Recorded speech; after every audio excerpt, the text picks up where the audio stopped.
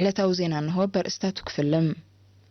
በብኸባቢኡ ዝካየድ ጎስጓሳት ጥዕና ኣብ መውሓዝ ጥዕና ሕብረተሰብ ዓብይ ኣስተዋጽኦ ይገብር ኣሎ። ኣብ ንዑስ ዞባ ኣምነ ሓይሊ ብጥሙር ኣገባብ ዝተዘርአ ኣካል ጽቡቕ ፍርያት ተረኺብዎ። ወከልቲ ተጻረርቲ ወገናት ሊብያ ባይታውን ፕሬዝደንታውን ምርጫ 24 ታሕሳስ 2021 ክካየድ ከም ዝተሰማምዑ ተሓቢሩ። መንግስቲ ፈረንሳ ኣብ ማል ዓስኪሩ ዝርከብ ሰራዊቱ ብዘካየዶ ስርሒት ላዕለዋይ ኣዛዚ ጨንፈር አልቃዒዳ ኣብ ሰሜን ኣፍሪቃ ከም ዝተቐትለ ኣረጋጊጹ። ኣብ ኢጣልያ ካልኣይ ማዕበል ለብዒ ኮቪድ-19 ከም ዝነሃረ ተገሊጹ። ዝርዝሩ ይስዕብ።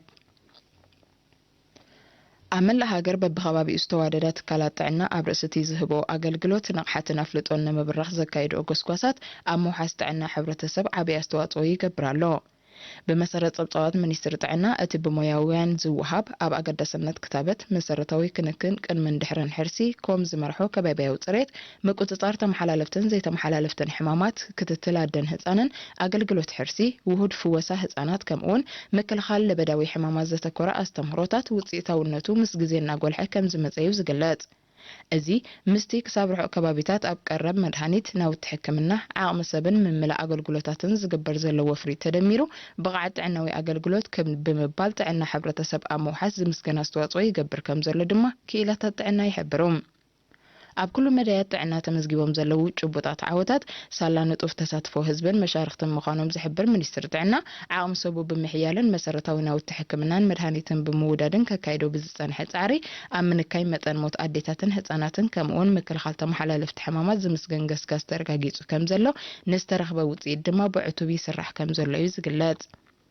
እዚ ከምዚ ኢሉ እንከሎ ነፍሰ ጡራት ኣብ ትካላት ጥዕና ንኽሓርሳ ምትብባዕ ክግበር መጸበይ ነፍሰ ጡራት ኣብ ምንካይ መጠን ሞት ኣደን ዕሸንን ልዑል ኣበርክቶ ስለ ዘለዎ ብዝለዓለ ክድፍኣሉ ምምልማል ወከልቲ ጥዕና ዓዲ ድማ ክድፍኣሉ ክኢላታት ጥዕና የዘኻኽሩ። ኣብ ዞባ ደቡብ ንዑስ ዞባ ኣምነ ሓይሊ ዑደት ኣዝርእቲ ብምትእትታው ብጥሙር ኣገባብ ዝተዘርአ መሬት ጽቡቕ ፍርያት ከም ዝሃበ ክኢላ ልምዓት በቕሊ ኣብቲ ንዑስ ዞባ ኣቶ ኣማንኤል ገብረ ብርሃን ሓቢሩ። ጥሙር ማሕረስን ምቅየራ ዝርእትን ኣብ እቶታውነት ዘለዉ ረብሓታት ብምግንዛብ ሓረስቶት ኣብ ክራማት ሎብ ዘመን ንትግባርኡ ብዝወሰድዎ ተበግሶ ጽቡቕ ፍረ ከም ዝረኸቡ እዩ ኣቶ ኣማንኤል ገሊጹ። ሓላፊ ጨንፈር ሚኒስትሪ ሕርሻ ንዑስ ዞባ ኣምነ ሓይሊ ኣቶ መንግስቲ ዓመ ብወገኑ ሓረስቶት ንዑስ ዞባ ብተመክሮን ፍልጠትን ዝተደለበ ብቕዓት ከም ዘለዎ ብምጥቃስ በብኸባቢኡ ዝተዘርኡን ዝምስገን ፍረ ዝሃቡን ናይ ዝመርኣያ ከም ዝኾኑ ኣፍሊጡ። ኣቶ መንግስቲ ኣስዒቡ ፍርያምነት ሓመድ ከም ምንባል ኣብ ባህርያዊ ድኹዒ ተመርኪሶም ዘካይድዎ ነጥፈታት ጽቡቕ ኣስተዋጽኦ ከም ዘለዎ ብምሕባር ሓረስቶት ዝኣኸለ ዘራእቶም ብእዋኑ ክእክቡ ኣዘኻኺሩ። ሎብ ዘበን ክራማት ኣብ ንዑስ ዞባ ኣምነ ሓይሊ 15,000 ሄክታር ኣካል ጥረታትን ናይ ቅብኢ ኣዝርእትን ከም ዘልምዖ ጸብጻባት ቤት ጽሕፈት ሚኒስትሪ ሕርሻ ናይቲ ዞባ የነጽር። እዚ ድምፂ ሓፋሽ ኤርትራ እዩ።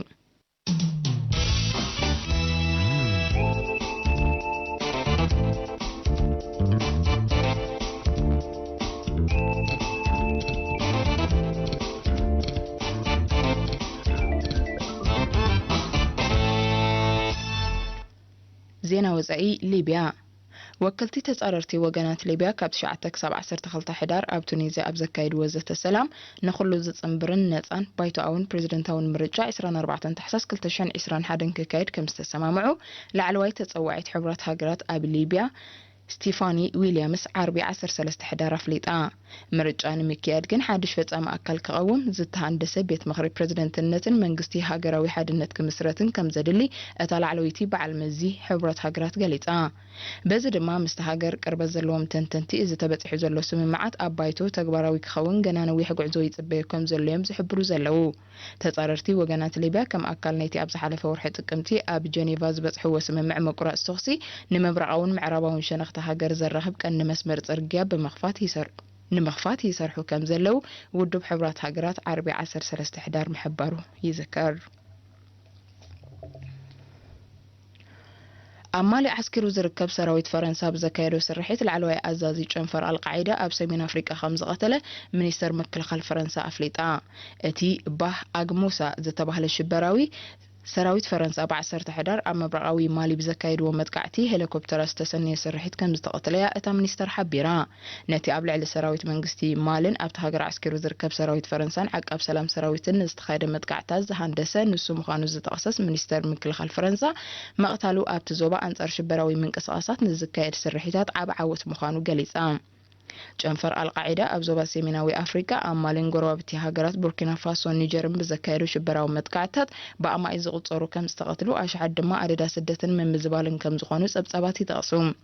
ፈረንሳ ኣብ ማሊ ልዕሊ 5000 ኣባላት ሰራዊት ወፊራ ከም ዘላ ዝተቐሱ ጸብጻባት ዛጊት ኣብ ምርግጋጽ ዘላቂ ሰላም ዝተጻወተቶ ተራ ግን ትሑት ምዃኑ እዮም ዝገልጹ ናይ መወዳእታ ዜና ኣብ ኢጣልያ ኣብ ዝሓለፈ 24 ሰዓታት ኣስታት 41,000 ሰባት ብኮሮና ቫይረስ ከም ዝተለኽፉ እዚ ድማ ዛጊታ ውሽጢ 24 ሰዓታት ካብ ዝተመዝገበ እቲ ዝለዓለ እዩ ምስ ደሚርካ ኣብ ኢጣልያ ቁጽሪ ዝተለኽፉ ልዕሊ 1.1 ሚልዮን ናይ ዝሞቱ ድማ ልዕሊ 44,000 ከም ዝበጽሐ ጸብጻባት ጥዕና ይገልጹ መንግስቲ ኢጣልያ ነዚ ብልዑል ናህሪ ወሲኹ ዘሎ ካልኣይ ማዕበል ለብዒ ኮቪድ-19 ንምቁጽጻር ተወሰኽቲ ተረርቲ ስጉምታት ክወስዱ ምዃኖም ኣፍሊጡሎም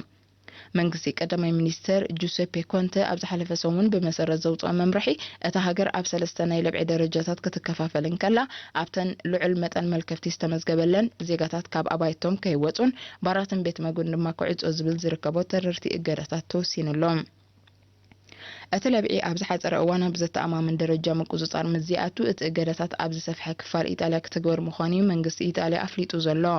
ዛጊት ኣብ 7 ዞባታት ኢጣልያ ዝለዓለ ናይ ጥዕና መጠንቀቕታ ኣዋጅ ወፂኡን ተረርቲ እገዳታት ተተግቢሩን ከም ዘሎ እዩ ዝግለጽ ዝኸበርኩም ሰማዕትና ዜና ቅድሚ ምዛሙ ኣርእስታት ክደግመልኩም በብኸባቢኡ ዝካየድ ጎስጓሳት ጥዕና ኣብ ምውሓዝ ጥዕና ሕብረተሰብ ዓብዪ ኣስተዋጽኦ ይገብር ኣሎ ኣብ ንኡዘቦ ኣምኒ ሓይሊ ብጥሙር ኣገባብ ዝተዘርአ ኣካል ጽቡቕ ፍርያት ተረኺብዎ ወከልቲ ተጻረርቲ ወገናት ሊብያ ባይተኣውን ፕሬዚደንታውን ምርጫታት 24 ታሕሳስ 2021 ክካየድ ከም ዝተሰማምዑ ተሓቢሩ መንግስቲ ፈረንሳ ኣብ ማላ ዓስኪሩ ዝርከብ ሰራዊቱ ብዘካየዱ ስርሒት ላዕለዋይ ኣዛዚ ጨንፈር አልቃዒዳ ኣብ ሰሜን ኣፍሪቃ ከም ዝተቐትለ ኣረጋጊጹ ኣብ ኢጣልያ ካልኣይ ማዕበል ለብዒ ኮቪድ-19 ከም ዝነሃረ ተገሊጹ ዝኸበርኩም ሰማዕትና ስለምክትታልኩም ነመስግን ዜና ኣብዚ ፍጸም